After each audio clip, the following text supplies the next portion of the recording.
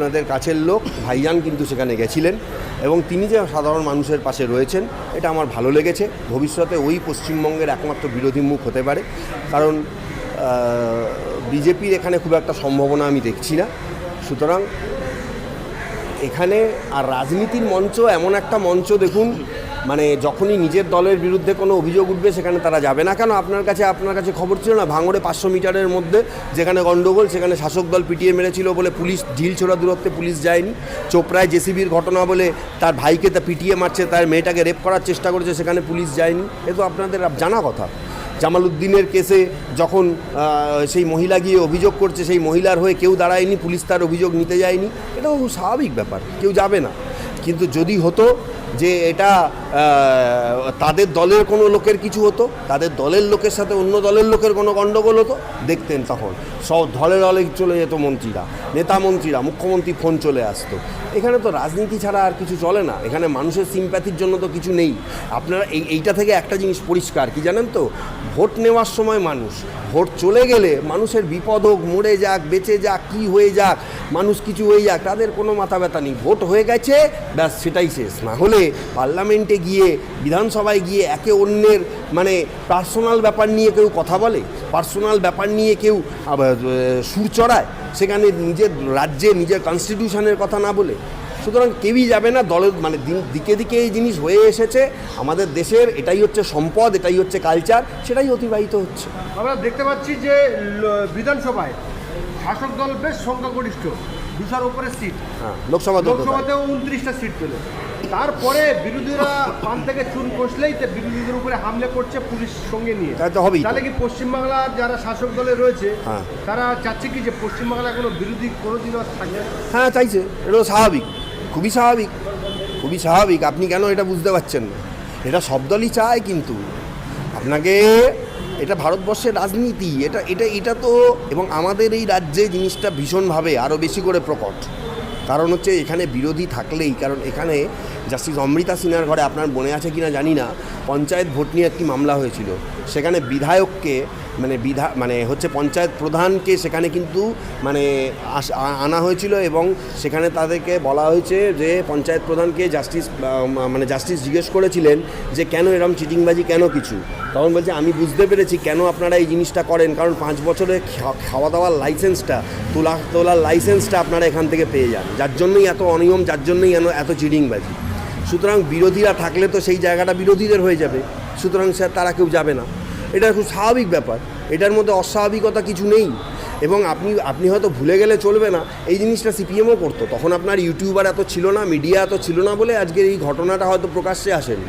কোন দলটা করেনি? যে দলই ক্ষমতায় আসে এই রাজ্যে, তারা মনে করে আমি এই রাজ্যের বাবা বা মা, আমি যা বলবো সেইভাবেই চলতে হবে। নাহলে আপনি দেখুন আজকে এই যে অনুদানের ঘোষণা হয়েছে, জনগণের ট্যাক্সের টাকায় 85,000 টাকা করে অনুদান। শুধু তাই নয়, আমি একজন হিন্দু, কিন্তু তাও আমি বলবো যে এই অনুদানটা দিয়ে জনগণকে তো আপনি আরও ডুবিয়ে দিচ্ছেন। মানুষের জন্য আপনি কি করছেন? মানুষের জন্য আপনি আদৌ কিছু করেছেন? আপনার স্বাস্থ্যসাথীতে লোকে চিকিৎসা পাচ্ছে না, আপনার ক্ষুদ্র শিল্প, কুটির শিল্পগুলো বন্ধ, সরকারি প্রকল্পগুলো বন্ধ, ডিএর টাকা বন্ধ, অথচ আপনি এইখানে টাকা দিয়ে যাচ্ছেন। ঠিক আছে, দিচ্ছেন দিন, কিন্তু আপনি আবার কি বলছেন যে কি থিম হবে, কি প্যান্ডেল হবে, সব কিছু আগে পুলিশকে জানাতে। পুলিশ তো খালি পারমিশন দেবে, এটা তো তাদের ব্যক্তিগত বিষয়। সেই বিষয়ে পুলিশকে এটা ডিক্টেটরশিপ, আমি যেটা চাইবো সেটাই হবে, পুলিশ যদি ওটা না করে দেয় সেটা হবে না। এই জিনিসগুলো কেন মানুষকে দিতে দিতে তারা এমন একটা জায়গায়, সাধারণ মানুষের জন্য আপনি কি করেছেন? সাধারণ মানুষের পাশে দাঁড়িয়ে আপনি কি করেছেন? আপনি বলবেন যে আমি লক্ষ্মীর ভাণ্ডার করেছি, কিন্তু এটা তো রীতিমতো গ্রামে হুমকি দেওয়া হয় যে যদি তৃণমূলকে ভোট না দেওয়া হয় লক্ষ্মীর ভাণ্ডার বন্ধ হয়ে যাবে, এবং অনেক জায়গায় হয়েছেও। যদি এই না দেওয়া হয় তাহলে রূপশ্রী বন্ধ হয়ে যাবে, কন্যাশ্রী বন্ধ হয়ে যাবে, এগুলো আমরা তো দেখতেই পেয়েছি। সুতরাং মানুষের জন্য কিছু নেই, পরিষ্কার কথা। এই যে ঘটনা পুরো চোখে আঙুল দিয়ে প্রমাণ করে দিল, যত পিটিয়ে মারার ঘটনা থেকে শুরু করে যত কিছু, এবং এই যে ডোলাহাট টানার ঘটনা পরিষ্কার চোখে আঙুল দিয়ে প্রমাণ করে দিচ্ছে রাজনৈতিক নেতারা ভোট চলে গেলে সাধারণ মানুষের পাশে আর নেই, বরং সাধারণ মানুষ বিপদে পড়লে তারা কিন্তু মুখ ফিরিয়ে নেয়।